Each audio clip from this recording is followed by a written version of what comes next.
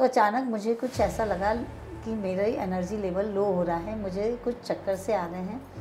तो मैंने अपने शेरपा को बोला कि दाई लगता है मेरी ऑक्सीजन ख़त्म हो रही है।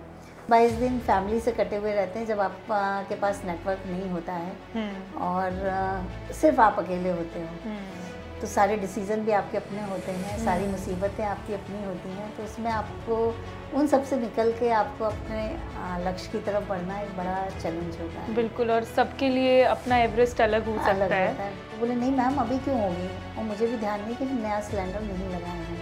मैं कहा नहीं, एक बार आप चेक करो, शायद मेरा सिलेंडर ख़त्म। तो वाकई में वो सिलेंडर ख़त्म था और शायद मैं 5-7 मिनट क्लाइंब कर चुकी थी और फिर वो सिलेंडर बदलने में कुछ 10 मिनट, ऐसे 10-12 मिनट हुए टोटल सब कुछ। उस दौरान मैं एकदम से अजीब सा महसूस कर रही थी। रेडियो फ़ोन पे अपने हेड गाइड जो लकपा दाई थे उनको कॉल किया और मैंने कहा कि दाई मैं कुछ करती हूँ क्योंकि मेरी एनर्जी नहीं है और मैं अब ऊपर नहीं जा पाऊँगी।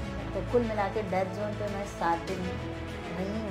और टेम्परेचर क्या रहता है? टेम्परेचर तो -30 से -40 हो जाता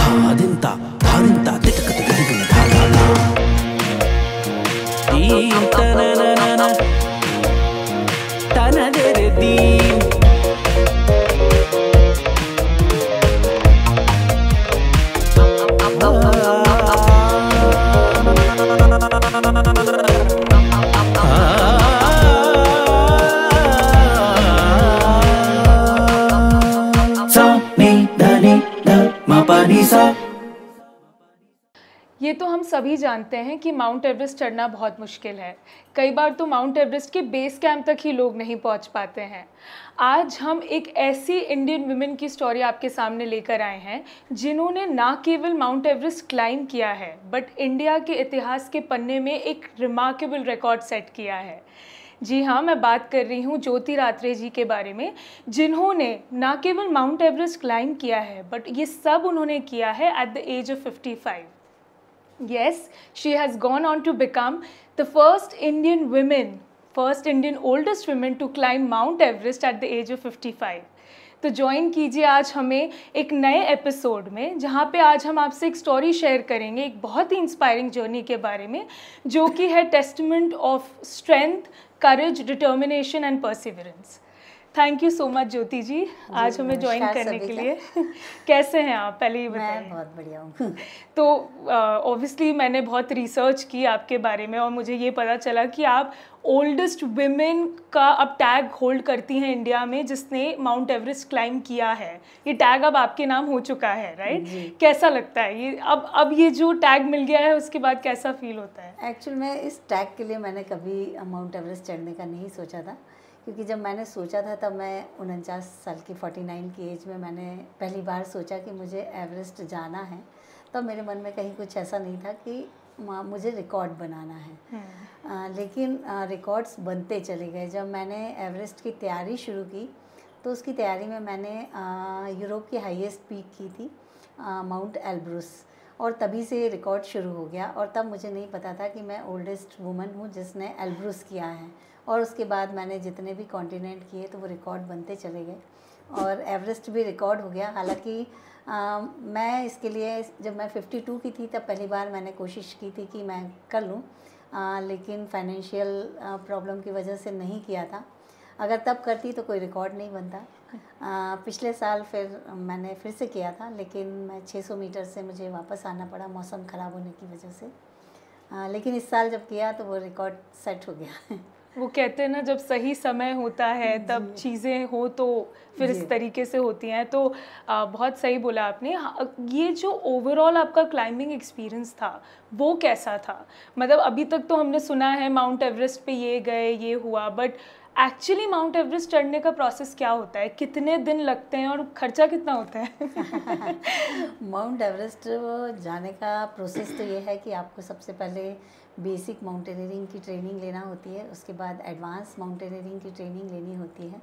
और अगर आपको ये दोनों नहीं मिल रही है, जो कि मुझे नहीं मिली, तो फिर आपको एक 6000 मीटर का कोई भी पहाड़ क्लाइंब करना होता है और एक 7000 का। तो मेरे सारे कॉन्टिनेंट और जो भी मैंने किया है वो मेरी एवरेस्ट की तैयारी में ही हुआ, क्योंकि मुझे ट्रेनिंग नहीं मिली। ट्रेनिंग के लिए जो हमारे यहाँ 5 इंस्टीट्यूट हैं वो सिर्फ 42 की एज तक ही ट्रेनिंग देते हैं, और मैंने तो 49 में सोचा। तो वहाँ से मुझे कहीं से रिस्पांस नहीं मिला, तो फिर मैंने एक एक करके धीरे धीरे पहाड़ चढ़ने शुरू किए। और एवरेस्ट का जो आपने खर्चे की बात की है वो करीब 30 लाख से 45 लाख के बीच में होता है। तो पूरा तैयारी से? नहीं, तैयारी से नहीं। अच्छा, वो सिर्फ आपके जो 55 दिन का सफ़र है वो आपको जो पूरा ट्रैक होता है, एक्सपीडिशन होता है, एक्सपीडिशन का जो खर्च है वो 30 लाख से लेके 45 लाख तक होता है। और ये ग्रुप्स में होता है? आपके साथ कितने और साथी थे आपके? नहीं, ऐसे ग्रुप्स में तो नहीं होता है। वहाँ जब हम पहुँचते हैं तो ग्रुप बन जाता है। अच्छा। बाकी सब लोग इंडिविजुअली आते हैं और ऑल ओवर वर्ल्ड से लोग आते हैं, सिर्फ इंडिया से नहीं रहते हैं। और इंडिया से गिने चुने ही होते हैं। अच्छा। हाँ, लेकिन ऑल ओवर वर्ल्ड से लोग आते हैं वहाँ पर। और फिर जब उन लोगों के साथ में रहते हैं 1 महीने तक तो दोस्ती हो जाती है। लेकिन जाते समय फिर आप सिर्फ अपने शेरपा के साथ होते हैं। अच्छा। क्योंकि सबका पेस अलग अलग होता है, सबके डे अलग अलग होते हैं समिट करने के, तो फिर आप फिर अकेले हो जाते हैं। और खाने पीने का क्या अरेंजमेंट होता है ऊपर? कौन ध्यान रखता है आप लोगों का? जिस कंपनी को आप हायर करते हैं वो आपके पूरे खाने पीने का ख्याल रखती है। अच्छा। मैं गई थी 8 के एक्सपीडिशन से। और काफ़ी अच्छी कंपनी है, तो सारा कुछ ख्याल वही रखते हैं। अच्छा, तो मतलब सिर्फ कंपनी प्रमोट करना इनफ नहीं है, अंदर हाँ, वो पैशन होना चाहिए। अगर आपको ये चीज़ करनी है तो बिल्कुल सही बात है। तो आपने जैसे कि मुझे बताया कि आप सेकंड अटेम्प्ट था आपका ये, आपने शायद 2023 में भी इसको ट्राई किया था, बट वेदर ख़राब था तो आप वापस आ गए थे। तो जब ऐसा होता है कि आप बहुत मन बना के जाते हो किसी चीज़ के लिए और वो बीच में रुक जाती है या अटक जाती है, तो हम बहुत ज़्यादा डिसअपॉइंट हो जाते हैं, सेल्फ डाउट आ जाता है कि यार क्या ये मेरे लिए बना भी है कि नहीं। चलते काम में रुकावट आती है तो आप यही क्वेश्चन करते हो कि डेस्टिनी कुछ बता तो नहीं रही है। तो कभी वो सेल्फ डाउट आया था उस मोमेंट पे कि यार ये करूँ अब नेक्स्ट टाइम की नहीं? कभी लगा था? उस समय तो मुझे नहीं लगा था। और सारे लोगों का यही कहना था कि आप मायूस हो गए होंगे। लेकिन मैं मायूस नहीं हुई थी। हाँ। क्योंकि मैं सोच के ही गई थी कि अगर कुछ ऐसा होता है तो मैं वापस आ जाऊंगी। ये घर वालों को भी विश्वास दिला के मैं गई थी। हाँ। क्योंकि क्या है, अगर आप हैं तो पहाड़ कहीं नहीं जा रहे हैं। और दूसरा क्या था कि जब मैं ख़राब मौसम की वजह से वापस आई तो हमारे को क्लाइंबर थे जो मिसिंग हो गए थे। वो हाँ, वो मलेशिया से थे, तो उनको ढूंढने के लिए कोई नहीं जा रहा था। तो मैंने अपने मेरे शेरपा ने मुझसे पूछा कि क्या मैं चले जाऊँ आपको छोड़ के। तो मैंने उनको अपने शेरपा को वहाँ भेज दिया था। कोई भी डेथ जोन पे अपना शेरपा और अपनी ऑक्सीजन बॉटल नहीं छोड़ता है, और मैंने अपना शेरपा छोड़ा।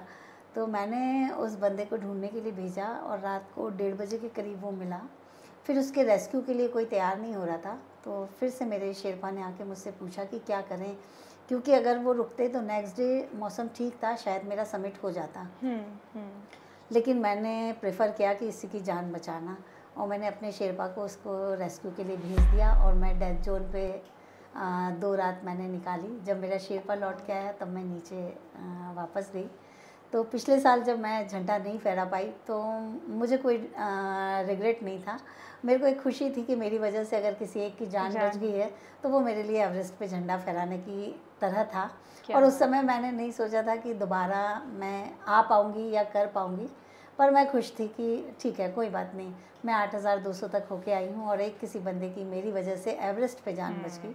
तो वो मेरे लिए बहुत खुशी थी, उतनी ही खुशी थी जितनी इस बार मैं एवरेस्ट करके आई हूँ। अरे वाह! तो आपने बताया कि 55 डेज़ ओवरऑल लगते हैं पूरे ट्रैक में, एक्सपीडिशन में। एक दिन मुझे बताइए कैसा होता है पहाड़ों में? वो पूरा मुझे रूटीन बताइए, आप क्या करते हैं, कैसे क्या खाते हैं, सोते कहाँ पर हैं, क्या रूटीन देखिए, सुबह अगर हम बेस कैंप तक आते हैं तो बेस कैंप पे तो समझ लीजिए बहुत अच्छी सर्विसेज मिलती हैं।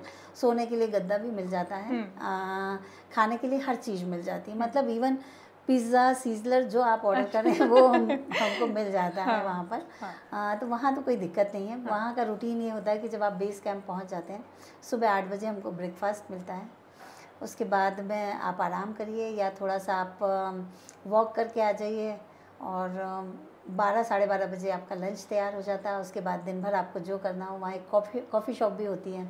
आप दिन भर बैठ के अगर रीडिंग करना है तो आप रीडिंग करिए, जो करना है वो अपना करिए। मैं, आपने सुना होगा मैं डूडलिंग करती हूँ, हाँ, तो हाँ। मैं वहाँ बैठ के डूडलिंग आपने करती मुझे थी। बहुत सुंदर इमेजेस भी भेजी थी जी, उसकी। जी, बिल्कुल। जी, तो मैं डूडलिंग करती रहती थी। Oh wow! और शाम को जल्दी 6:30 के करीब सूप आता था, अच्छा। उसके बाद खाना आता था और हम लोग 7:30 पौने 8 तक अपने बिस्तर पे चले जाते थे।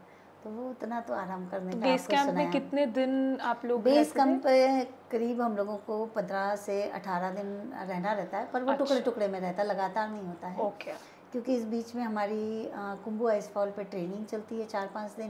ओह! फिर कुंभू आइस फॉल का रोटेशन 1-2 बार करते हैं, फिर कैंप 1 तक जाके वापस आते हैं, फिर कैंप 2 तक जाके वापस आते हैं। तो ऐसे रोटेशन चलता रहता है और बार-बार हम लोग बेस कैंप आते हैं और वहाँ पर फिर रेस्ट करते हैं 2 से 3 दिन का। और अच्छा। फिर नेक्स्ट निकलते हैं।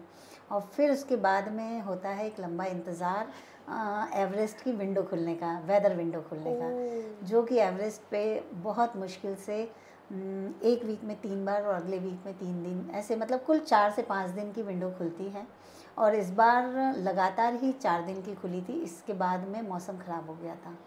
तो जो भीड़ देखते हैं, लोग कहते हैं कि वहाँ इतनी भीड़ हो जाती है, तो भीड़ का कारण कुछ नहीं है, क्योंकि हाँ, आपको समिट के लिए वो दिन विंडो ही 2 ही या 3 दिन 3 मिल रहे मिलते हैं और हैं। सभी को उसी दिन जाना है, इसलिए वहाँ पर रश हो जाता है। एक बार में कितने लोग जाते हैं साथ में? करीब 200 से 250 लोग एक बार में तो जाते ही हैं, क्योंकि शेरपा भी साथ में होते हैं। सबके हर एक के साथ उनके हर एक के शेर्पा साथ एक में? शेरपा होता है, अच्छा। पोर्टर होते हैं जो ऑक्सीजन लेके जाते हैं। ओके। तो मतलब 1.8 का रेशो वहाँ के जो नेपाल गवर्नमेंट का हाँ, देखते हाँ। हैं, तो 1.8 शेरपा का रेशो आता है क्लाइंबर के साथ में। और मैं बहुत क्यूरियस हूँ ये जानने के लिए कि खाना-पीना कैसे आप लोग कैरी करते हो? वो जो चढ़ाई है एवरेस्ट की, उसमें खाना कैसे मैनेज होता है? क्या खाते हैं और क्योंकि आप लोग? बेस कैंप पे तो सब कुछ मिलता है, उसके हाँ, बाद उसके कैंप बाद 2 पे आपको दाल चावल रोटी सब्जी मिल जाएगी। ये सब आप कैरी करके लेके नहीं, जा हम कैरी अच्छा, नहीं करते बनाते हैं, हैं वहाँ पे? जो हमने ओके। कंपनी हायर किया है वो वो ही लोग करता है। उसका ध्यान रखते लेकिन हैं। कैंप 2 के बाद में हमको अपना खाना खुद लेके चलना होता है।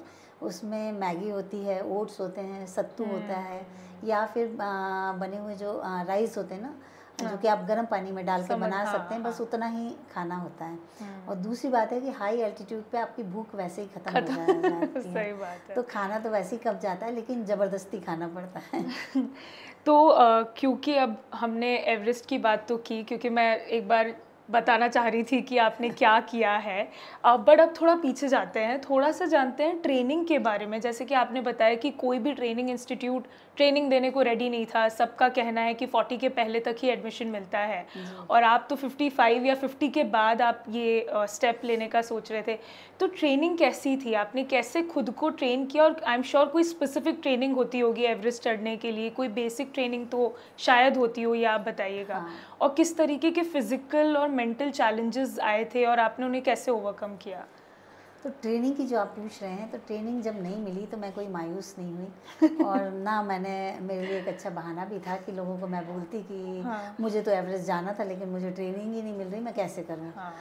तो फिर मैंने जो हमारे शहर में एवरेस्टर हैं या बाहर भी जो एवरेस्टर हैं, उनको मैंने पता किया कहाँ हैं, कैसे हैं, उन लोगों से बातचीत की। लेकिन वो सब यंगस्टर थे, उन्होंने यंग एज में एवरेस्ट किया था, तो उनको 50 की उम्र के चैलेंजेस नहीं पता थे कि इस समय क्या क्या होता है, कैसे बॉडी बिल्कुल कोई काम की नहीं बचती है, विशेषकर महिलाओं की, कि क्योंकि हार्मोनल चेंजेस होते हैं, प्री मेनोपॉज वाली स्टेज आ जाती है। तो ये चीज़ें उनको नहीं पता थी, वो अपने हिसाब से मुझे बताते थे। तो मुझे लगता था कि यार ये तो नहीं है मेरे लिए।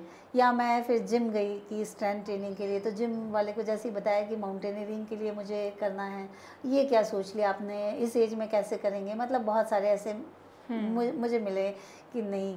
फिर मैंने लोगों के अनुभव पढ़े, लोगों के जो पॉडकास्ट थे वो सुने, कुछ लोगों के लिखे हुए जो भी थे लिटरेचर था वो मैंने पढ़ा कि क्या रहता है। तो एक ही बात निकल के आई कि एवरेस्ट पे डेथ बहुत होती है। तो ये समझ नहीं आ रहा था कि डेथ क्यों होती है। फिर पता चला कि बहुत लोगों के स्टेटमेंट सुने कि भाई उनकी ऑक्सीजन ख़त्म हो गई थी, फिर उन्होंने यहाँ से ऑक्सीजन का सिलेंडर उठाया, उसमें 20% थी, उससे काम चलाया। तो ये समझ में आया कि कम ऑक्सीजन की वजह से लोग जा रहे हैं। कम ऑक्सीजन क्यों है? तो वो जो कंपनी आपको एक वो देती है कि मान लीजिए उन्होंने आपको कहा कि ठीक है आपका 28 लाख में हो जाएगा, तो तब मैंने पता किया कि भाई 28 में होगा तो ऑक्सीजन आप कितनी दे रहे हैं, तो ऑक्सीजन वो 6 बॉटल देते हैं। नॉर्मल लोगों को 6 बॉटल, उनका कहना रहता है कि 2 बॉटल कैंप 4 तक लगती हैं और उसके बाद 4 बॉटल में आपका समिट हो जाता है, लेकिन होता नहीं है। उसका कारण फिर मैंने जब, क्योंकि 2 बार मैं गई और थोड़ा सा मैं साइंस साइड से भी हूँ और थोड़ी मेरी क्यूरियोसिटी भी इस टाइप ज़्यादा है, तो जिस बॉटल में 3 kg ऑक्सीजन होती है, तो क्योंकि वो ठंडे में रहती है वो 260 या 270 ही उसमें रहती है, बाकी ऑक्सीजन ठंडे की वजह से उसमें कम हो जाती है, तो वो उतनी पूरी रहती नहीं है। और आप इतने हाई उस पे जा रहे हैं तो वो और कम होती चली जाती है। तो हमारे लिए वो 4 सिलेंडर मतलब 3 सिलेंडर के बराबर ही रहते हैं, तो आप उस हिसाब से काउंट करें।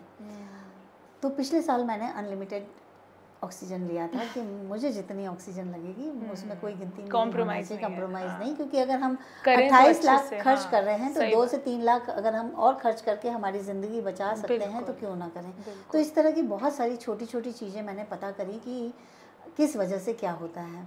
तो ऐसी था कि लोग जो एवरेस्ट पे जा रहे थे वो 5 से 6 घंटे की ट्रेनिंग कर रहे थे और उन्होंने हर चीज़ छोड़ रखी थी, घर जाना, त्यौहार मनाना, हर चीज़। और मेरा एक और चैलेंज था कि एवरेस्ट करूँगी तो सब कुछ करते हुए करूँगी, मैं घर बार अपना बिजनेस कुछ नहीं छोड़ूंगी। तो उसके लिए, एवरेस्ट के लिए आपने देखा होगा कि पीठ पे आपको बहुत सारा वजन लेके चलना होता है। अब उसकी प्रैक्टिस कैसे की जाए, तो मैंने एक जैकेट बनवाई जिसमें आयरन डस्ट के पैकेट्स हैं हाफ kg के। तो वो जैकेट मेरी 10 से 12 किलो की हो जाती है, मतलब चाहे तो वो 0 kg की हो जाएगी, उसमें पॉकेट्स हैं। उसका मैं फ़ोटो आपको दिखाऊंगी। आपने मुझे वीडियो भेजा था, हाँ, शायद आप किचन में काम कर रहे थे वो जैकेट पहन के। तो वो जो है मैंने फिर ये किया कि जब सुबह मान लीजिए मॉर्निंग में मैं रनिंग करके आई हूँ या साइकिलिंग करके आई हूँ, तो वो कितना आधे पौन घंटे 1 घंटे आप ये चीज़ें कर सकते हैं। तो वो फिर मैं वो जैकेट पहन के, फिर जो शूज़ होते हैं वो भी करीब 1.8 kg और 2 kg के लगभग हो जाते हैं, क्योंकि सॉक्स वगैरह आप सब पहनते हैं।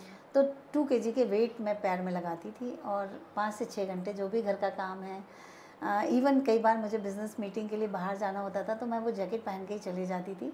जब मिलना होता था उतनी देर उतारती थी, फिर से पहन के अपनी गाड़ी में बैठ के। तो बहुत लोगों को पता था कि मैं वेट पहने हुए हूँ। इतना फैशन चेंज हुआ, ये हुआ, मैं शलवार पहनती थी ताकि वो मेरे वेट अंदर छुपे रहें। अच्छा। तो हाँ, तो लोग यही पूछते थे कि अभी भी पहने हैं क्या। तो इस तरह मैंने अपने आप को तैयार किया और उसी के साथ मैंने अपना काम किया और अपने आप की स्ट्रेंथ ट्रेनिंग की। कोविड आ गया तो मैं घर की सीढ़ियाँ चढ़ती थी, बाहर निकलना बंद था, तो मैंने कभी कोई एक्सक्यूज़ रखा नहीं किसी भी चीज़ के लिए। आप टॉप पे कब पहुँचे, क्या तारीख थी उस दिन जब आप माउंट एवरेस्ट? 19 मई को मैं सुबह 6:30 बजे पहुँची थी। अच्छा, और जब आप उस टॉप पे खड़े होते हो तो क्या फील, सबसे पहले आपको क्या थॉट आया, क्या फीलिंग थी वो?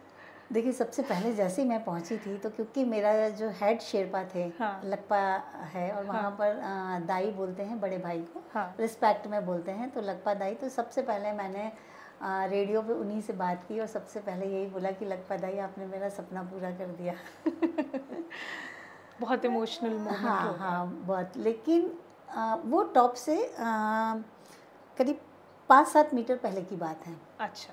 और 5-7 मीटर बाद जब मैं टॉप पे पहुंची हूँ, उस समय पे तो मैं सबको यही बोल रही हूँ कि मैं खाली हो गई थी। मतलब मेरे पास कोई इमोशन नहीं थे, ना मुझे रोना आ रहा था, ना मैं खुश हो रही थी। तो मतलब क्योंकि मैं मेडिटेशन करती हूँ, थोड़ा स्पिरिचुअल उस पर भी बिलीव करती हूँ, तो मुझे लग रहा था कि जैसे आप भगवान से मिली हैं और सब कुछ आपका ख़त्म हो चुका है। तो वो कुछ सेकंड थे जो मैं कुछ समझ नहीं पाई कि क्या क्या हुआ है। और उसके बाद फिर मेरे को सब कुछ याद आने लग गया, सब कुछ हो गया। तो पूरी जर्नी एकदम फ्लैशबैक होती है आपके आंखों के सामने। क्योंकि मैं ये आपकी बात थोड़ी बहुत समझ सकती हूँ। अभी हम लोग कश्मीर गए थे घूमने फैमिली के साथ, तो वहाँ पे हम लोग गुलमर्ग गए। तो अब क्लाइमेट चेंज की वजह से बर्फ़ तो कहीं थी ही नहीं, गुलमर्ग में तो पूरा बर्फ़ होता है अपेरेंटली, बट हम गए तो हमें कहीं बर्फ़ ही नहीं दिखी। और मम्मी पापा तो बोल कर ही यही लेके गए थे कि यहाँ बर्फ़ मिलेगी। तो उन्होंने हमसे बोला कि आपको यहाँ से थोड़ा सा हाइट तक जाना पड़ेगा, फिर आपको बर्फ़ फील होगी बढ़िया। तो हमने बोला चलो ठीक है, चलते हैं, कौन सी बड़ी बात है। वो चलने में ही इतनी मुश्किल फील हो रही थी क्योंकि बिल्कुल स्टीप पहाड़ी थी। तो हम लोग तो थोड़ा सा ही चढ़े और मैं ऐसे मैं यंग लोगों की भी बात बात कर रही हूँ, हाँ, हाँ। तो मैं इमेजिन भी नहीं कर सकती जो आप पूरा बता रहे हो कि फिर माउंट एवरेस्ट चढ़ने के लिए वो जो फिटनेस है, प्लस आपका ऑक्सीजन कम है, आपकी ब्रेथ छोटी हो रही है, आप कैसे उसको मैनेज कर रहे हैं, तो आई एम श्योर वो बहुत चैलेंजिंग होगा। और जैसे आप बता रहे हो, एक बार आप वो टॉप पे पहुँच जाते हैं तो फिर बाकी चीज़ें बहुत छोटी लगती हैं, ऐसा लगता है कि बहुत बड़ा कुछ है लाइफ में जो अब आपने एक्सपीरियंस कर लिया है। तो एक चीज़ मैंने और कहीं पढ़ी थी कि आपसे पहले ये रिकॉर्ड किसी के पास था, वो कौन थी और उन्होंने किस एज में ये किया था? वो जम्मू कश्मीर की संगीता एस बहल थी। अच्छा। और उन्होंने 53 की एज में किया था, और उन्होंने भी 19 मई को ही सबमिट किया था। Oh my God, seriously? हाँ, मुझे नहीं मालूम था, ये बाद में मैंने देखा तब पता चला। तो मतलब 19 उन्होंने, मई को कुछ हाँ, तो है। हाँ, और ख़ास बात, मतलब ऐसा नहीं है कि मैं अपनी तारीफ़ में बोल रही हूँ, हाँ। लेकिन इससे पहले जो 48 साल में जिन्होंने किया था, ओल्डेस्ट थी, वो प्रेमलता अग्रवाल थी जी। वो दार्जिलिंग की थी। तो ये दोनों लेडी जो थी वो बाय बर्थ पहाड़ों की थी। तो ये एक फ़र्क है कि मैं एकदम से प्लेन मध्य प्रदेश की जंगलों महिला से हूँ। उठ के हाँ, और मध्य प्रदेश में कोई पहाड़ नहीं है कि जिस पे आपका वो हो, या लंग्स के लिए कोई नहीं। हमारे बढ़िया से 3 वो रहते हैं, मौसम होते हैं, हम तीनों मौसम के हिसाब से रहते हैं। ढलना जानते हैं। हाँ, बाकी हम मध्य प्रदेश वालों ने ऐसा कोई बहुत खास तो किया नहीं है, अब आजकल ज़रूर करने लग गए हैं। बाकी तो बट आप मध्य प्रदेश के नाम को इंडिया के टॉप लेवल पे लेकर गए हैं, तो ये बहुत कमेंडेबल चीज़ है। जैसे आपने बताया कि शायद 50 के बाद आपने ये प्रैक्टिस ट्रेनिंग स्टार्ट की। अर्ली इन्फ्लुएंस क्या था आपका? कोई रोल मॉडल था? आपको कब लगा कि मुझे माउंटेनियरिंग परस्यू करनी है, या मेरा पैशन है, या ये मेरा गोल है? वो स्टार्टिंग पॉइंट क्या था? मेरा स्टार्टिंग पॉइंट था, जैसे आपने भी बताया कि आप कश्मीर गए थे। हाँ। तो ऐसे मुझे ना बचपन से पहाड़ दिखने थे। और एक स्टेटमेंट मेरे दिमाग में घूमता रहता था, जो कि मैंने कभी 12-13 साल की उम्र में रेडियो पे सुना था। कि किसी बड़े व्यक्ति ने ये स्टेटमेंट दिया था कि जब मैं मरूं तो मेरी अस्थियां हिमालय में बिखेर देना। तो मुझे ये लगता था कि यार ऐसा क्या हिमालय में कि आदमी मरने के बाद वहाँ जाने की बात कर रहा है, मतलब कुछ तो चीज़ है। तो मुझे देखना है। तो बस यही एक ड्रीम था कि मुझे पहाड़ देखना है, चढ़ने का कोई ऐसे मन में नहीं था। तो 2017 में रोटरी क्लब के एक्सचेंज में कुछ बच्चे हमारे यहाँ आए हुए थे। तो उनके साथ में मनाली का एक छोटा सा ट्रैक था, सोरताल ट्रैक। तो वहाँ गए थे। तो वहाँ मेरी सिस्टर, उसके हस्बैंड गए थे। तो मेरी सिस्टर तो बहुत जाती रहती है। तो मेरे से बोला, मैं बहुत जल्दी थक जाती थी, जैसे आपने बोला सांस फूल जा रही थी, मेरी भी बहुत। तो उन दोनों ने यही बोला, हस्बैंड वाइफ ने, कि ठीक है चलो चलो आप तो, और जहाँ आपको ऐसा लगेगा तो नीचे आ जाएंगे अपन। मैंने कहा चलो ठीक है। तो वो मैंने हो गया मेरे से। जब लौटी तो मुझे पल्मोनरी एडिमा हो गया, जो कि पहाड़ों पे हाई एल्टीट्यूड में हो जाता है। मतलब आपके लंग्स में पानी भर जाता है और आपकी पूरी बॉडी में स्वेलिंग आ जाती है। तो जब नीचे आई तो डॉक्टर ने कहा कि बहुत अच्छा हुआ कि आप वापस आ गए और आज के बाद आप पहाड़ों पे मत जाना। इस टाइम पे आपकी क्या एज थी? मैं थी 48 का। अच्छा। तो उन्होंने कहा कि अब नहीं जाना है पहाड़ों पे। तो मैं थोड़ी सी जिद्दी जुनूनी टाइप की हूँ। मैंने ऐसे कैसे बोल दिया कि नहीं जाना यार, एक ट्राई तो और करेंगे। डॉक्टर्स तो सबसे पहले बिठा देते हैं कि आपका ओवर है लाइफ, अब ये चीज़ आप कर ही नहीं सकते। तो वो थोड़ा सा एक वो हुआ कि नहीं यार, एक बार और जाके देखेंगे क्या सही में ऐसा हो रहा है। और उस समय मुझे पहाड़ों ने बड़ा अट्रैक्ट किया कि यार ये कुछ है कि वो करना चाहिए। और जब बात हुई तो फिर देखा कि यार, तो सीधे मैंने 2018 में एक इंडिया के, जब आप टफेस्ट ट्रैक डालेंगे तो उसमें पिन पार्वती ट्रैक आता है। वो 100 किलोमीटर है और 5300 हाइट भी उसकी काफ़ी है। और बहुत कम कंपनीज उसको करवाती हैं क्योंकि वहाँ पर रेस्क्यू वगैरह का कोई नहीं है। और मैंने कहा कि ये इसको ट्राई करके देखते हैं, अगर ये हो जाता है तो फिर मुझे कहीं एक मन में आ गया था कि माउंट एवरेस्ट करना है। तो वो मैंने ट्रैक किया और वो ट्रैक मेरा बहुत अच्छे से हो गया। तो वो ट्रैक हो गया तो मुझे कॉन्फिडेंस आ गया। फिर मैंने घर पे बता दिया कि मुझे माउंट एवरेस्ट करना है। तो आपने कुछ, आई एम श्योर, हेल्थ का ध्यान रखा होगा या कुछ? नहीं, उस समय तो मैंने कुछ ज़्यादा नहीं, सिर्फ वॉक वगैरह करके ही अपने आप को वो किया था। उसके बाद मैंने वहाँ से आने के बाद जिम वगैरह ज्वाइन किया। अच्छा। और फिर अपनी स्ट्रेंथ ट्रेनिंग पे काम किया। मैंने दौड़ना सीखा, मुझे दौड़ना नहीं आता था। मैं 1 मिनट भी लगातार दौड़ नहीं पाती थी। फिर मैंने धीरे धीरे करके दौड़ना शुरू किया कि आज 1 मिनट दौड़ूंगी, 2 मिनट दौड़ूंगी, 5 मिनट दौड़ूंगी। 20 मिनट दौड़ूंगी, ऐसे करके मैंने दौड़ना शुरू किया। तब टाइम देखती थी कि इतनी देर लगातार दौड़ पा रहे हैं कि नहीं, क्योंकि मुझे रनर तो नहीं बनना था। तो एवरेस्ट पे चढ़ने के लिए आपको एंड्योरेंस आपका वो करना है, तो मैं कितनी देर तक इस पेस पे रह सकती हूँ। तो ये मैंने शुरू किया और वो सब कुछ धीरे धीरे किया। घर की सीढ़ियाँ चढ़ना शुरू किया, फिर बैग लेके 2 किलो का 3 किलो का ऐसे करके धीरे धीरे करके मैंने अपनी स्ट्रेंथ बढ़ाई। फिर मैंने क्योंकि मेरे को ट्रेनिंग नहीं मिली थी, तो मैंने जो था वो एक अपने लिए प्रोग्राम बनाया कि अगर मुझे एवरेस्ट करना है तो कौन कौन से पहाड़ अगर मैं चढ़ूँगी तो ये इससे मुझे ट्रेनिंग भी मिलती जाएगी और कर लूँगी। तो उसमें सबसे पहला था मनाली का देव टिब्बा। उसमें एक दिन पूरा आपको जुमारिंग से चढ़ना होता है। वही जुमार हमको एवरेस्ट पे भी पूरे टाइम उसी से हम चढ़ाई करते हैं। जुमार एक डिवाइस होती है जो रस्सी में होती है, जो आप इसको ऊपर हाथ से लेके जाते हैं। हाँ। और वो वहीं रुक जाती है और फिर आप उससे ताकत लगा के ऊपर की तरफ आगे बढ़ते हैं। अच्छा। तो वो एक ट्रेनिंग मिलती। दूसरा, मैंने कभी स्नो पे नहीं चला था, आइस पे नहीं चला था, मुझे नहीं मालूम कि कैसे बूट्स होते हैं, क्या क्रैम्पॉन्स होता है, कैसे चलना है। तो जो हमको पिन पार्वती लेके गए थे वो एक्चुअल में अटल बिहारी वाजपेयी जो वहाँ का इंस्टीट्यूट है एडवेंचर का, उसमें इंस्ट्रक्टर रह चुके थे। तो मैंने उनसे रिक्वेस्ट किया कि क्या वो मुझे ट्रेनिंग दे सकते हैं और ये देव टिब्बा करवा सकते हैं, क्योंकि देव टिब्बा 6001 मीटर का था, जो कि एवरेस्ट के लिए सबसे पहला क्वालिफ़िकेशन के लिए था। तो उन्होंने कहा कि मैम ये आपसे नहीं हो पाएगा। तो मैंने कहा कोई बात नहीं, मुझसे जहाँ तक आपको ले जाते बने या मेरे से जहाँ तक जाते बनेगा हम वहाँ तक चलेंगे। ये कौन से साल की बात है? ये है 2020। अच्छा। जब कोविड आ चुका था। अच्छा। हाँ, तो कोविड आया तो मेरे लिए बड़ी खुशी की बात हुई थी। लोग बड़े मायूस हुए थे कि मैंने कहा अब सब कुछ बंद है तो मैं अपने फिटनेस पे ध्यान बिजनेस भी बंद हो गया। तो चलो फुल टाइम इस पे ध्यान दे सकते हैं। तो जैसे ही थोड़ा सा अक्टूबर में खुला तो मैंने देव टिब्बा किया। तो देव टिब्बा किया तो वहाँ मुझे एक दिल्ली के अजय कुमार मिले और उन्होंने मुझे बहुत गाइड किया कि अगर आपको ये करना है तो अब आप एल्ब्रूस करिए। मुझे कुछ नहीं मालूम था कि 7 समिट में एल्ब्रूस आता है या किलिमंजारो आता है। फिर ये सब कुछ देखना शुरू की। मैंने बहुत दूर का, बहुत लंबा नहीं सोचा था, छोटा छोटा ही सोच रही थी कि एक एक करते जाएंगे, देखते जाएंगे क्या होता है। तो मैंने अक्टूबर में देव टिब्बा किया, वो मेरा हो गया। तो मैं बहुत खुश हुई कि चलो मैं कुछ कर सकती हूँ। और वहाँ मुझे ट्रेनिंग मिली जुमारिंग की, मुझे कैसे उस पर स्नो पे चलना है, कैसे बूट्स होते हैं, उन बूट्स में कैसे चलना है। तो वो सारी चीज़ें मुझे समझ में आई कि कितने भारी होते हैं, इसके लिए मुझे अपने पैरों को कैसे तैयार करना है। तो ये सारी चीज़ें मुझे उससे पता चली। फिर मैंने अपने आप को फिर तैयार किया और 2021 में मैंने जुलाई में यूरोप की सबसे ऊंची चोटी एल्ब्रूस किया। तब मुझे ये नहीं पता था कि इतना मीडिया में सब कुछ पता हो जाएगा। मुझे लग रहा था कि जब एवरेस्ट करेंगे तब लोग आएंगे पूछने, इंटरव्यू लेने, ये सब कुछ। हाँ। तो जब पता चला, जब हम नीचे उतर के आए और हम जब उनके फेडरेशन में गए, वहाँ के माउंटेनियरिंग फेडरेशन में, और जब उन्होंने मुझे सर्टिफिकेट दिया तो सर्टिफिकेट पे इंडियन ओल्डेस्ट लेडी लिख के दिया, क्योंकि उनके पास में पूरा डेटा था कि कौन कौन कब कब आया था। तो उनको ये कि नहीं, किसी ने भी नहीं किया है 52 में।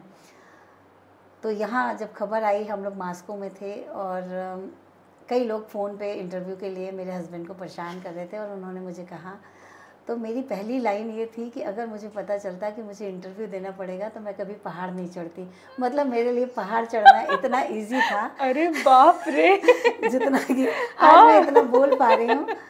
और उसकी भी एक छोटा सा किस्सा है कि जब आकाशवाणी से आया कि आप मुझे इनवाइटेड है। हाँ, नहीं, मुझे आप फ़ोन पे ही इंटरव्यू दे दीजिए। क्योंकि क्या था कि उस समय ना फ़्लाइट्स वीक में एक ही चल रही थी। अच्छा। मास्को से इंडिया के लिए एक, क्योंकि कोविड था। तो हमारा समिट तो हो चुका था, लेकिन हमने फिर एक वीक बात की थी कि कई बार मौसम ख़राब होता है और समिट अगर 2 दिन बाद हुआ तो फ़्लाइट के पैसे चले जाएंगे। तो हम लोग आराम से मास्को घूम रहे थे और अचानक से टीवी और ये, तो उन लोगों को ये बोला कि आप तो क्वेश्चन भेज दीजिए, ऑडियो क्वेश्चन भेज दीजिए, हम यहाँ से ऑडियो भेज देंगे। क्योंकि मुझे नहीं लग रहा था मैं कैसे बोल पाऊँगी। हमने 2-3 रीटेक कर करके उस ऑडियो क्वेश्चंस को भेजा था, जो मेरा फ्रेंड था अजय, उसके साथ में। तो अभी मुझे ये सब सोच के हंसी आती है। तो और तो अब इतना टाइम हो गया, अब तो एवरेस्ट के बाद आपके इतने इंटरव्यूज हो गए हैं कि अब आप प्रो हो गए। हाँ, अब ऐसा कुछ डर नहीं लगता है। हाँ। पहले कैमरे के सामने आने में डर लगता था, जी, जी। बोलने में डर लगता था, क्योंकि मैं एक आम महिला की तरह थी। कभी कोई ऐसा बाहर का कुछ ऐसा नहीं था। फेसबुक और इंस्टाग्राम उसके बाद चलाना शुरू किया जब लोगों ने कहा, तब तो धीरे धीरे करके सब नहीं, कुछ आपने खुल गया। बहुत अच्छी बात बोली है, क्योंकि आप किसी भी बैकग्राउंड से आते हैं, मुझे ऐसा लगता है, और आप कितना ही समझें कि आप बहुत ऑर्डिनरी बैकग्राउंड से हैं, आप कुछ भी जो भी करते हैं, बट अगर आपके अंदर वो पैशन है, वो ह्यूमन स्पिरिट है, तो आपकी कहानी एक्स्ट्रॉर्डिनरी होती है। और अब आप कितने लोगों को इंस्पायर कर रही हैं, अनगिनत लोगों को कर रही हैं, और एक एज ग्रुप के नहीं, मैं तो कहती हूँ हर एज ग्रुप के लोग आपसे इंस्पायर हो रहे हैं। तो आई थिंक हम भी इम्पैक्ट टॉक्स के थ्रू, जो हमारा पॉडकास्ट है, हम ये नहीं जानते, और ये इस पे हमारा फोकस बहुत कम होता है कि इंसान कहाँ से आया है, उनका बैकग्राउंड क्या है, वो कहाँ पैदा हुआ है। हमें बस उनकी स्टोरी सेलिब्रेट करनी है, क्योंकि उनकी स्टोरीज एक्स्ट्रॉर्डिनरी हैं और वो सुनने लायक है, वो जानने लायक है, क्योंकि वो हर दिन प्रेरणा दे रही है।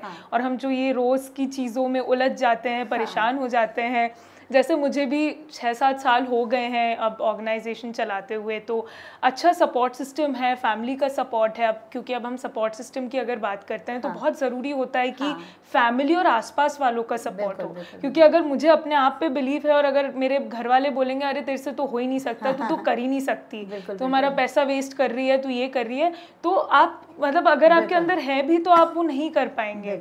तो आपकी लाइफ में आपका सबसे बिगेस्ट सपोर्ट सिस्टम क्या था? स्पेशली मैं जानना चाहूँगी आपके जो हस्बैंड हैं उनका क्या रिएक्शन था, क्योंकि आप उनकी लाइफ पार्टनर भी हैं, और ये कोई नॉर्मल चीज़ नहीं है। ये तो मैं बोलूँगी कि आप बिजनेस स्टार्ट करने का नहीं बोल रहे थे, ये तो मतलब जीने और मरने वाली सिचुएशन थी कि अगर मेरी मॉम कल को शायद मुझे ये बोले तो मैं 10 बार सोचूंगी, या मेरे डैड भी 2 बार सोचेंगे कि आप you have to be like very sure, और आप श्योर भी हो तो कोई गारंटी नहीं है। तो आपकी फैमिली का पहला रिएक्शन क्या था, और उसके बाद ये सपोर्ट सिस्टम ने कैसे आपको हेल्प किया ये अचीव करने में? देखिए, पहले तो इतना बड़ा जो मैंने सोच लिया था, तो जब मैंने हस्बैंड को बोला तो बोलते ठीक है तुमने सोच लिया, पर सबको तो मत बोलो। बहुत अनरियलिस्टिक लगेगा लोगों को, क्या बातें कर रही है, क्या बातें कर रही है करके, तो लोगों को तो मत बोलो कि तुमको एवरेस्ट करना है। तो मैं हाँ ठीक है, नहीं बोलेंगे तो कैसे पता चलेगा नहीं करना है। तो एक ये था, दूसरा वही था कि उनको पता था कि मेरी कोई फिटनेस नहीं है, जबकि वो काफ़ी फिटनेस के लिए अपना करते थे, साइकिलिंग, रनिंग सब कुछ करते थे, जिम वगैरह जाते थे। मैं कुछ नहीं करती थी, क्योंकि घर में भी जिम्मेदारियां थी हमारी। वैसे कंबाइंड फैमिली नहीं है, लेकिन काफ़ी जिम्मेदारियां मेरे ऊपर थी। तो मैं बच्चों में ही उलझी हुई थी कि इसलिए मैं अपना कुछ कर ही नहीं पाती थी, टाइम नहीं होता था, बिज़नेस था मेरा। तो उनका कहना था कि भाई पहले तो फिटनेस बढ़ाओ, उसके बाद में तो कुछ करो, अभी तो कुछ भी नहीं है तुम्हारा और तुम एवरेज सोच लिया। तो पर मेरा बचपन से है, अगर मैंने कोई चीज़ सोच ली है तो वो जब तक पूरा नहीं होता है मैं मानती नहीं हूँ, उसके लिए फिर जो भी करना पड़े। तो फिर धीरे धीरे करके जब देखा कि ये मानने वाली नहीं है और करती जा रही है, फिर क्या होता है कि जैसे मैंने पिन पार्वती उनके साथ किया, तो तब वो मेरे साथ गए थे, साथ में गए थे, पर उनको हाई एल्टीट्यूड से बहुत प्रॉब्लम होती है। अच्छा। हाँ, तो फिर उसके बाद वो कभी नहीं गए। फिर उन्होंने देखा कि अब ये कर ही रही है, तो जब मैं देव टिब्बा गई थी तब पहली बार मैं घर से अकेले उन्होंने छोड़ा था। तब यही कहा था कि अब जब एवरेस्ट जाना है तो सब कुछ अब अकेले करना सीखो। तो काफ़ी उन्होंने इंडिपेंडेंट बनाने में काफ़ी हेल्प की मेरी। पहले गुस्सा भी आता था कि अरे यार ये कर नहीं रहे हैं मेरे लिए, मतलब जैसे छोटे सा है कि जब हमारी कार ली हमने 2000 में खरीदी थी, तो तब मैं उसके पहले 2 व्हीलर से अपने बिजनेस को, तो उनका कहना था नहीं 4 व्हीलर से जाया करो। तो मुझे लगता था कभी सामान छोड़ना है स्कूलों में या कुछ है, तो मैं बोलती थी आप छोड़ दो, नहीं तुम खुद जाओगी। तो मुझे लगता था ये इतना सा काम नहीं कर रहे, पर ये नहीं पता था कि वो मुझे इंडिपेंडेंट बना रहे हैं। तो वही था। तो ऐसे धीरे धीरे करके उन्होंने वो किया। फिर जब मैं करने लगी, यही रहता है कि जब आप अपने आप को प्रूव कर देते हैं तो अपने आप सारे लोग आपके साथ हो जाते हैं। तो हर उस पर वो मेरे साथ रहे हैं। और बच्चों का क्या रिएक्शन था? बेटी, मेरी एक बेटी है, उसका PhD हो गया, वो US में है। अच्छा। पहले उसने बोला था क्योंकि उसको पता था कि एवरेस्ट क्या है। एवरेस्ट पे मतलब और सारे गेम में तो आदमी जीतता है या हारता है, एवरेस्ट पे या तो जीता है या मरता है, यही एग्जैक्टली। वाला है। तो उसने बोला था कि अरे यार मम्मी कुछ और कर लो करके, एक बार उसने बोला, पर फिर उसने देखा कि नहीं, मम्मी नहीं तो नहीं मानेंगी। मानने वाली। तो 2022 में जब मैंने उसको बोला कि भाई शादी कर लो तुम, तो उसका कहना था क्यों करना है। मैंने कहा यार मुझे एवरेस्ट जाना, मतलब मुझे शादी करके हिमालय पे जाना है। हाँ, तो उसका भी यही था कि क्यों आपको मेरी शादी। मैंने कहा मैं सोच रही हूँ कि सारे काम हो जाए फिर ही निपटा के मैं जाओ। निपटा के, जैसे लोग बोलते हैं कि ये सब काम हो जाए तो हम गंगा नहा लेंगे, बिल्कुल, तो मुझे बिल्कुल। या हिमालय पे पहाड़ों पे जाना था। चले जाएँगे, हाँ आप तो हाँ लिटरली चले हाँ गए। हाँ। जी जी, तो अब थोड़ा-सा हम वापस से आपकी वो जर्नी पे आते हैं, वो 50 दिन की जर्नी। तो आई एम श्योर कुछ हाई और लो मोमेंट्स रहे होंगे जर्नी के दौरान, जो 55 डेज़ आपके जी। थे। तो कोई 1 या 2 हाई मोमेंट्स जब आपको कुछ लगा हो कि बहुत अच्छा हुआ है, या कुछ लो मोमेंट्स जब आपको बहुत मुश्किल हो रही हो? कुछ अगर आपको याद आ रहे हों तो हमसे शेयर बिल्कुल। करेंगे?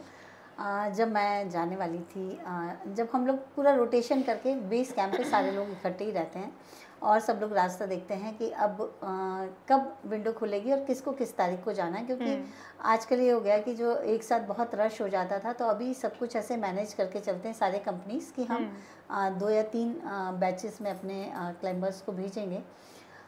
तो मेरा रोटेशन जो होना था, जो लॉन्ग रोटेशन होता है, वो मेरा रोटेशन नहीं हुआ था। सारे लोग रोटेशन करके आ गए थे, मैं अकेली थी जो नहीं हो रहा था। तो मैं इतना चिंता में कि आखिर हमारे जो हेड गाइड हैं वो क्या चाह रहे हैं मेरे से, कि क्यों मेरा रोटेशन नहीं हो रहा है। मैं उनके पास गई कि भाई मेरा रोटेशन कब होगा। नहीं होगा ना मैम, आपको आपका तो सबमिट करवाना है, इस साल तो सबमिट होगा आपका। अब मैं बड़ी मायूस, मतलब एक दिन मैं रो दी कि भाई ये क्या है, सब लोग होके आ गए हैं, अब सब लोग जाने वाले हैं, मेरा रोटेशन नहीं हुआ। क्योंकि एक बार अगर कैंप 2 तक आप होके आ जाते हैं तो एक थोड़ा सा कॉन्फिडेंस आ जाता है, और दूसरा आपको एल्टीट्यूड का भी समझ में आ जाता कि अगर हम ऊपर जा रहे हैं तो कहीं हमारी तबीयत तो नहीं ख़राब हो रही या कुछ हो तो नहीं रहा है। तो मेरा रोटेशन नहीं हुआ, क्योंकि इस बार कुंभू आइसफॉल बहुत लंबा रास्ता था और थोड़ा सा टफ भी था। तो उनको ये पता था कि मेरी एज में अगर मैं 2 बार कुंभू आइसफॉल पार करूँगी तो पता नहीं ऐसा ना हो कि कुछ मुझे प्रॉब्लम हो जाए, क्योंकि हमारे 2 को क्लाइंबर्स को नी का प्रॉब्लम हो गया था कुंभू आइसफॉल में, और वो यंग थे, मुझसे मुझसे यंग थे, जेंट्स थे और काफ़ी फिट थे। और उन 2 लोगों को हुआ और उनको तुरंत रेस्क्यू करके काठमांडू पहुंचाया गया। तो वो, मैं भी डर रही थी, वो भी। तो उनका ये था कि बाद में हम आपको भेजेंगे, तो आप वापस नहीं, फिर कैंप 2 ही आपको रुकना है। तो ये था। तो तब थोड़ा सा एक लगा था। उसके बाद में जब मैं ऊपर गई थी तो एक बार मैंने क्विट कर लिया था रात में। मैंने चढ़ाई शुरू कर दी थी समिट की, और करीब 8-9 घंटे हुए थे और रात में मेरी ऑक्सीजन ख़त्म हुई, और मैंने भी ध्यान नहीं दिया और मेरे शेरपा ने भी, कि ऑक्सीजन ख़त्म, क्योंकि ऑक्सीजन बालकनी एक जगह है वहाँ पर ही चेंज करते। लेकिन मैंने जो मेरा आधा सिलेंडर था रात वाला वही लगा के आ गई थी। तो हम लोगों ने सोचा था रास्ते में हम चेंज कर लेंगे, क्यों ऑक्सीजन हम बेकार वेस्ट कर। अब वो हम भूल गए, हमारे दिमाग में था कि बालकनी में जाके ही हमको सिलेंडर। तो अचानक मुझे कुछ ऐसा लगा कि मेरी एनर्जी लेवल लो हो रहा है, मुझे कुछ चक्कर से आ रहे हैं। तो मैंने अपने शेरपा को बोला कि दाई लगता है मेरी ऑक्सीजन ख़त्म हो रही है। तो बोले नहीं मैम अभी क्यों होगी, और मुझे भी ध्यान नहीं कि हम नया सिलेंडर नहीं लगाए हैं। मैं कहा नहीं, एक बार आप चेक करो, शायद मेरा सिलेंडर ख़त्म। तो वाकई में वो सिलेंडर ख़त्म था, और शायद मैं 5-7 मिनट क्लाइंब कर चुकी थी, और फिर वो सिलेंडर बदलने में कुछ 10 मिनट, ऐसे 10-12 मिनट हुए टोटल सब कुछ। उस दौरान मैं एकदम से अजीब सा महसूस कर रही थी, और मैंने अपनी घड़ी की तरफ देखा तो मैंने कहा कि अब मुझे 18 घंटे अपने आप को संभाल के रखना है, क्योंकि चढ़ना है और उतरना है। तो मुझे एक एवरेज मैंने लगाया कि अभी मुझे 18 आवर्स और चाहिए हैं, और अभी मेरी एनर्जी लो हो रही, तो मैं कैसे। तो मैंने रेडियो फ़ोन पे अपने हेड गाइड जो लगपा दाई थे उनको कॉल किया, और मैंने कहा कि दाई मैं क्विट करती हूँ, क्योंकि मेरी एनर्जी नहीं है और मैं अब ऊपर नहीं जा पाऊँगी, मुझे ऐसा लग रहा है। तो बोले क्या हुआ, तो उनको ये पूरा इंसिडेंट सुनाया। तो उन्होंने कहा मैम आपकी ऑक्सीजन ख़त्म हो गई थी, आप 5 मिनट रुकिए और 5 मिनट बाद आँख बंद करिए और फिर मुझे सोच के बताइए कि क्या करना है।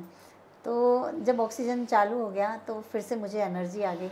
दूसरा, मुझे सारे लोग अपने याद आए कि जिनकी इतनी सारी वेल विशेस हैं, और सबको पता है कि अब ये समिट के लिए निकल गई और सारे लोग रास्ता देख रहे हैं कि सुबह इंडिया का फ्लैग फहराने वाली है ये और जाने वाली है। तो हमने कहा यार इतने लोगों की उम्मीदें मेरे साथ है, इतने लोगों की शुभकामनाएं मेरे साथ हैं, ये सारी चीज़ें मैं याद कर रही थी, लोगों को याद कर रही थी। इतने में पूरी फुल एनर्जी आ गई, ऑक्सीजन थी प्लस लोगों की शुभकामनाएं थी।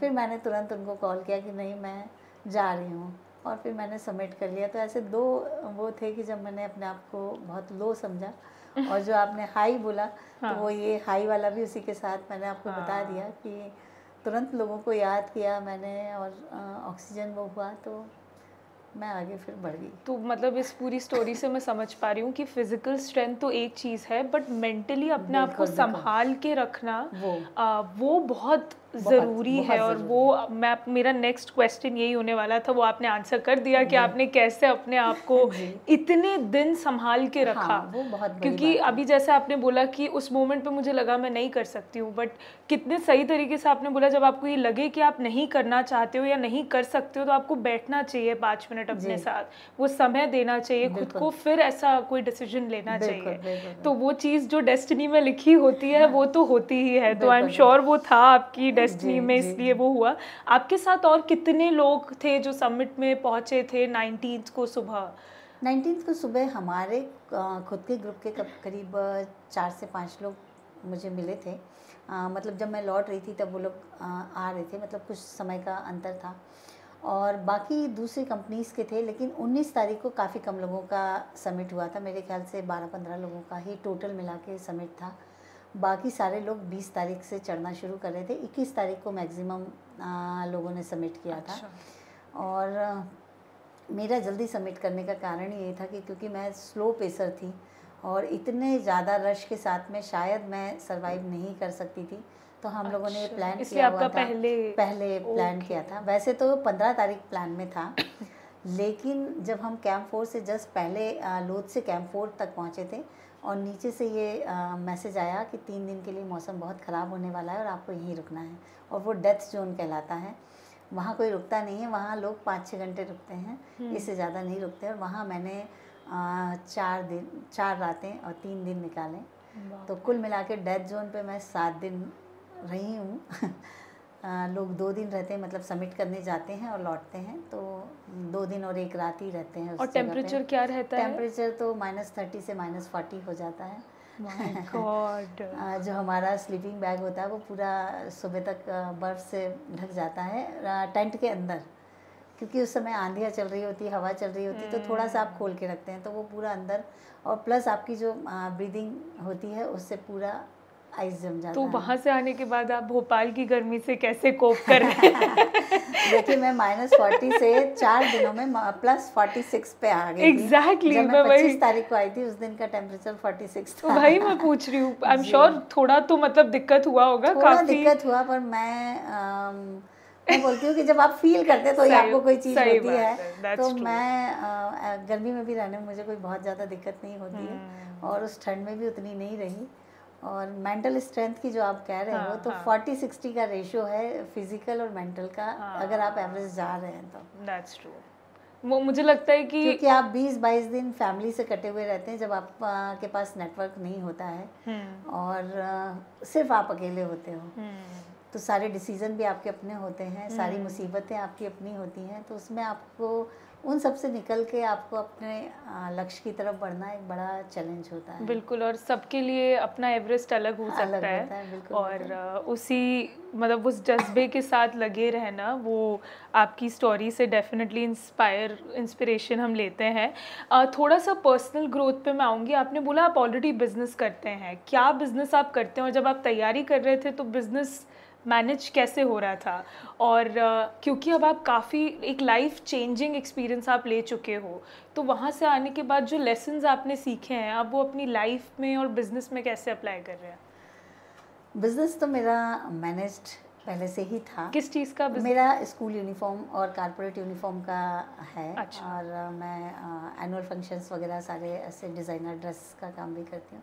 अच्छा। तो ये सारा कुछ मैनेज था। मेरे 2-3 लोग हैं जिनके साथ मैं ये काम करती हूँ, और मेरा मानना है कि अगर आप किसी पे विश्वास करेंगे तो वो ज़्यादा अच्छे से काम करेगा, और रोज़ आपको उसको देखते रहेंगे तो वो फिर आप पे डिपेंड हो जाएगा। आप उन पे अगर कुछ डिसीजन छोड़ देते हैं, तो ये शुरू से ही था। मैं कभी अपनी, मेरी 2 शॉप हैं पर मैं शॉप पे कभी नहीं जाती हूँ।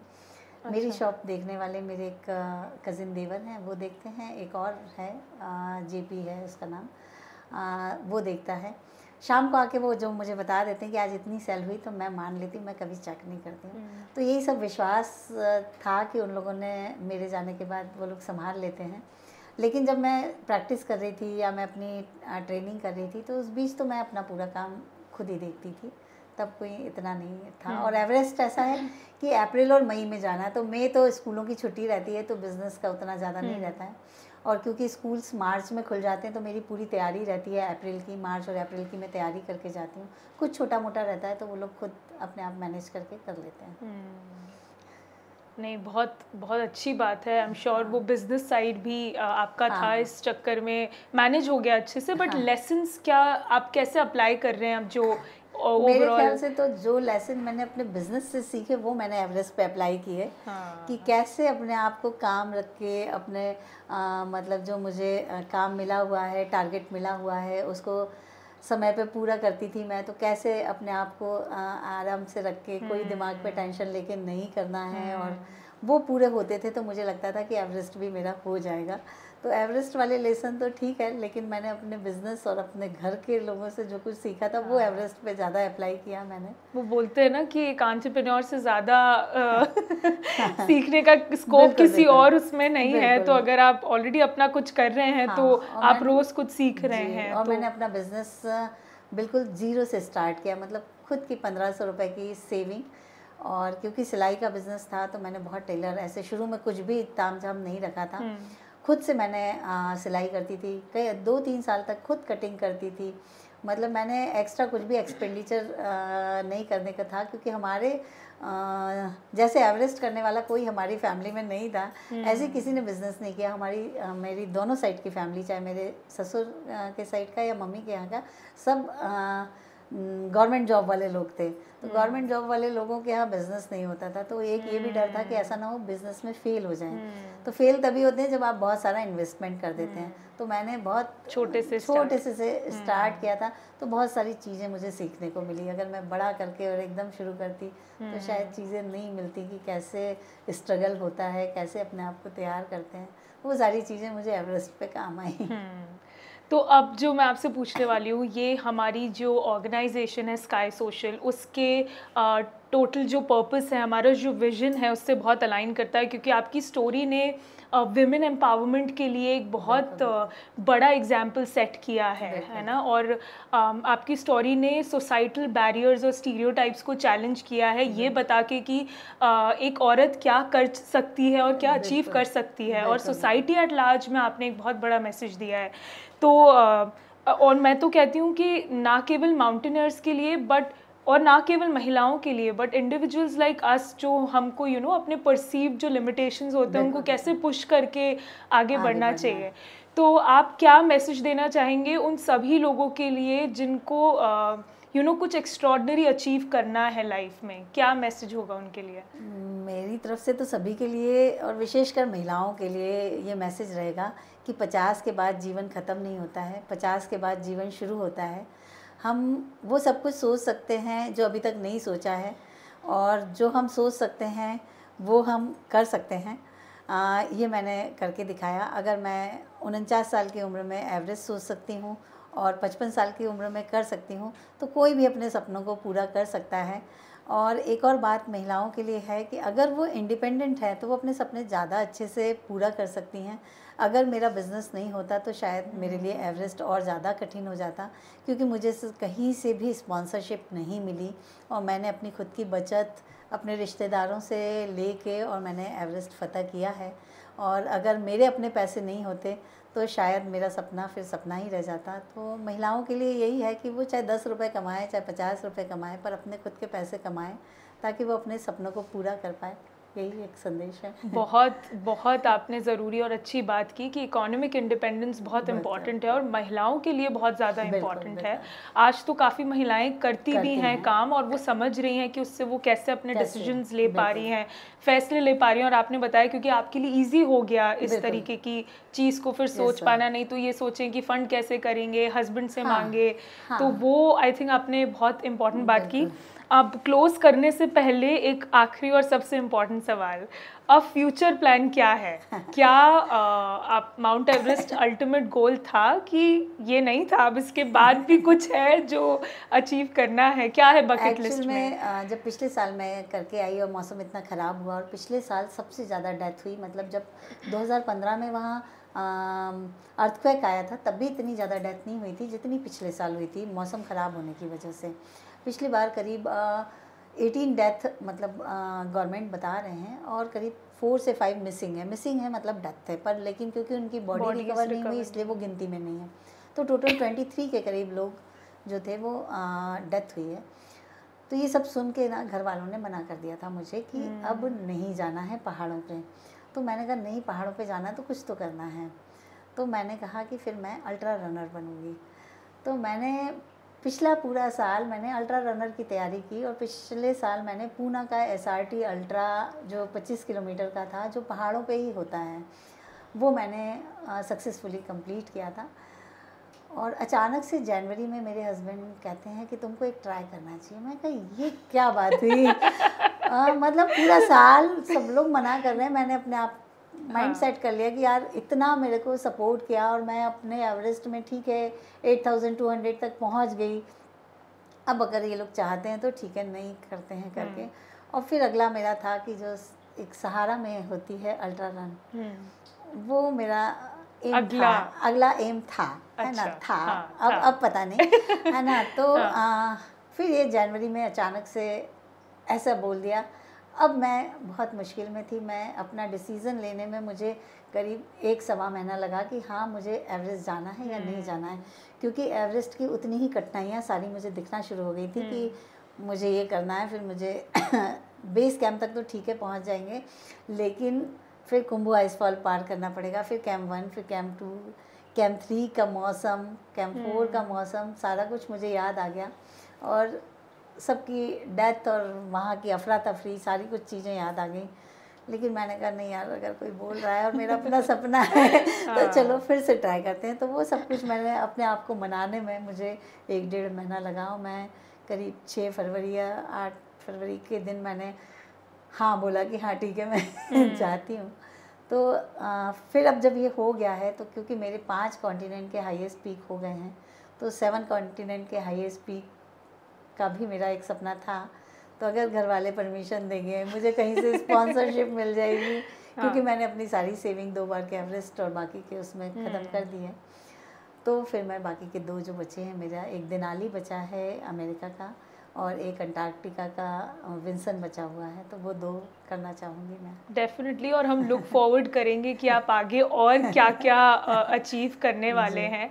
And thank you so much Jyoti ji, आज हमें आज ज्वाइन करने के लिए। ऑनेस्टली आज मुझे ये one of my personal favourite episode रहने वाला है। और आपने क्योंकि अब आपको बहुत इंटरव्यूज़ और कॉल्स और सारी चीज़ें हो रही हैं, तो आपका स्केड्यूल भी बहुत बिजी चल रहा है। उसमें ज़्यादा बिजी नहीं है। अच्छा नहीं आपने टाइम निकाला, thank you so much. And मैं क्योंकि आपके साथ इसलिए भी बात करना चाहती थी बिकॉज आपकी स्टोरी स्ट्रेंथ और रेजिलेंस की कहानी है हर औरत की जो औरतों में ऑलरेडी है, बट बहुत ज़रूरी है कि आप बचपन से लड़कियों को क्या सिखा रहे हैं और किस तरीके की सीख दे रहे हैं ताकि वो इतना बड़ा सोच भी पाएँ अपने लिए एट फर्स्ट प्लेस। और इस एज में कोई महिला अगर इतना सोच पा रही है और उसको अचीव कर पा रही है, और वो सपोर्ट सिस्टम सोसाइटी को ही उसे देना पड़ेगा ताकि वो अपने ड्रीम्स को रियलिटी में कन्वर्ट कर पाए। तो थैंक यू अपनी एक्स्ट्रॉर्डनरी स्टोरी हमारे साथ शेयर करने के लिए। जाने से पहले मैं चाहूँगी कि अगर आप कुछ मैसेज हमारे व्यूअर्स के लिए एंड में देना चाहेंगे, और आपको पॉडकास्ट कैसा लगा आज हमारे साथ, अगर वो भी बताएं। आपका पॉडकास्ट बहुत अच्छा था, बहुत अच्छे क्वेश्चंस थे आपके, कुछ अलग थे लोगों से। तो अच्छा लगा मुझे। Thank you. और व्यूअर्स को तो जो मेरा है कि अगर आपने कोई लक्ष्य सेट कर लिया अपने लिए तो उसका पीछा मत छोड़िए। चाहे कितना भी मुश्किल आए। और उसके लिए आप थोड़ा सा मेडिटेशन करें, क्योंकि आजकल जो है सोशल मीडिया इतना ज़्यादा लोगों को परेशान कर रहा है कि उसकी वजह से लोग बहुत परेशान हो रहे हैं। तो अगर थोड़ा मेडिटेशन करें, मेडिटेशन बहुत कठिन नहीं है, मैं कोई अलग से वाला नहीं, सिर्फ आप अपने सांसों पे ध्यान रखें और उसी को करें तो अपने आप ही ध्यान लग जाता है। और थोड़ा सा टाइम निकाल के अगर आप मेडिटेशन करने लगें तो आप अपने लक्ष्य से नहीं भटकेंगे, और कोई भी लक्ष्य अपना सेट कर सकता है किसी भी उम्र में। ये मैंने बोला है तो बताया है लोगों को, मेरी कहानी से पता चला होगा, तो कुछ भी किया जा सकता है। और महिलाएं तो कुछ भी कर सकती हैं, अगर उनका बचपन का कोई सा भी शौक़ हो, चाहे कढ़ाई बुनाई का हो, चाहे कुछ भी हो, तो वो शुरू करें। क्योंकि 50 के बाद जो है महिलाएं डिप्रेशन में बहुत हो जाती हैं, क्योंकि वो मेनोपॉज वाला टाइम रहता है और उस समय उसके बहुत हार्मोन्स चेंज होते हैं। तो एक तो मैं ये भी कहना चाहूँगी कि महिलाएं जो हैं इस एज में जो एक्सरसाइज नहीं करती हैं, अगर वो एक्सरसाइज करें तो मेरे ख्याल से अपने आप के लिए समय निकालें, अपने आप के लिए समय निकालें। और अब कर रही हैं। मैं तो आसपास देखती हूँ तो मुझे मेरी मॉम के जनरेशन की वुमेन काफ़ी फिट लगती हैं। हमसे, हमारी यंग एज के बच्चों से ज़्यादा फिट मुझे आपके जनरेशन की मदर्स लग रही हैं। तो आई एम ग्लैड, अच्छा है ये चीज़ हो रही है और हम रोज़ इंस्पायर हो रहे हैं। Thank you so much. Thank you.